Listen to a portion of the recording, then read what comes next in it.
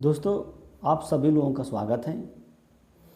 आप लोग स्वस्थ होंगे और अच्छे होंगे, मैं आशा करता हूं कि आज का टॉपिक का दोस्त विषय यह है कि अंग्रेजी सीखने की भूख को आप कैसे उत्पन्न कर सकते हैं। देखिए, भूख वैसे दो प्रकार की होती है। एक शारीरिक भूख होती है और एक मानसिक भूख होती है। तो जो शारीरिक भूख होती है वो ऑटोमेटिक उत्पन्न होती है, वो नेचुरल भूख होती है। आप उसको कंट्रोल नहीं कर पाएंगे।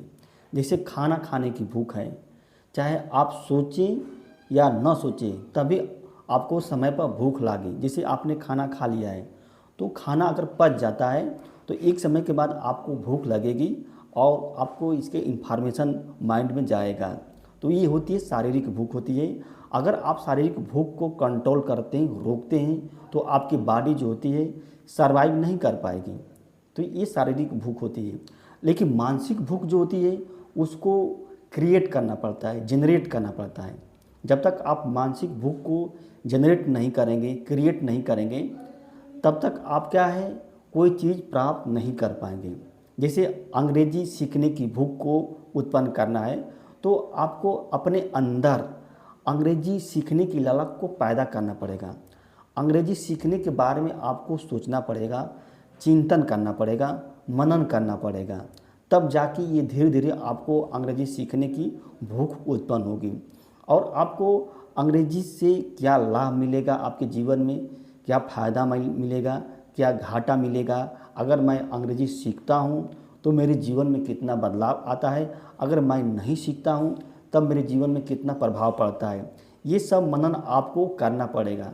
तब जाके आपके अंदर अंग्रेजी सीखने की भूख जो है उत्पन्न होगी।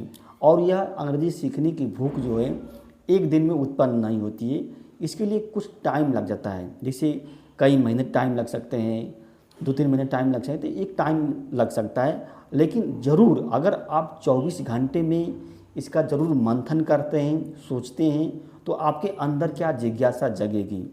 आप किसी चीज़ को अगर आपको इतिहास के बारे में जानकारी हासिल करना है तो जब तक आप इतिहास के बारे में सोचेंगे नहीं कि इतिहास हम जानेंगे तो क्या फ़ायदा मिलेगा, क्या नुकसान होगा, इतिहास को कैसे जानें, हमारे जीवन में कितना लाभदायक है, तब तक आप क्या है इतिहास के बारे में जानकारी हासिल नहीं कर पाएंगे।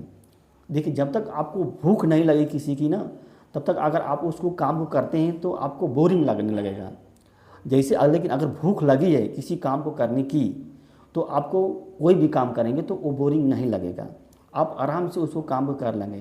तो इसीलिए अंग्रेजी सीखने की भूख को आप उत्पन्न करना चाहते हैं तो आप आराम से उत्पन्न कर सकते हैं। आप इसको क्या है, अपने मन में क्या होता है इसको कनेक्ट कीजिए, अंग्रेजी के महत्व को समझिए, अंग्रेजी के जो लाभ है उसको फील कीजिए, अंग्रेजी को अपने अंदर समाहित करने का प्रयास कीजिए। एक भाषा है, आप आराम से अंग्रेजी सीख जाएंगे, आपको बोरिंग नहीं हो पाएगी। क्योंकि आजकल अंग्रेजी सीखना बहुत ही आसान हो गया है और बहुत आप आसानी से अंग्रेजी सीख सकते हैं। तो इसलिए कोई भी सब्जेक्ट है दोस्तों, तो आप क्या जितने अधिक से अधिक अंग्रेजी सीखने के जितने छोटे से छोटे साधन हैं, जो छोटे से छोटे विकल्प हैं, उस पर विचार करना प्रारंभ कर दीजिए। और आप विचार करना प्रारंभ कर देंगे कि तो आपके अंदर क्या धीरे धीरे उसकी जिज्ञासा जगने लगेगी। कोई जैसे मान लो आप हिंदी हैं तो सोचिए कि इसकी अंग्रेजी क्या होगी। कोई चीज़ हिंदी सेंटेंस है उसके बारे में मनन कीजिए कि इसकी अंग्रेजी क्या हो सकती है। ये वस्तु है, जैसे मान लो गन्ना है, अब गन्ने की अंग्रेजी क्या हो सकती है। आप खाना खा रहे हैं तो उसकी अंग्रेजी क्या हो सकती है।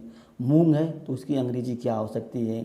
इस तरह जब आप सोचेंगे तो आपके अंदर क्या होता है, फीलिंग जगेगी, उसके प्रति आकर्षण जगेगा। दोस्तों, यह वीडियो अच्छी लगी तो इसको लाइक कीजिए और हमारे चैनल को दोस्त सब्सक्राइब कीजिए। धन्यवाद।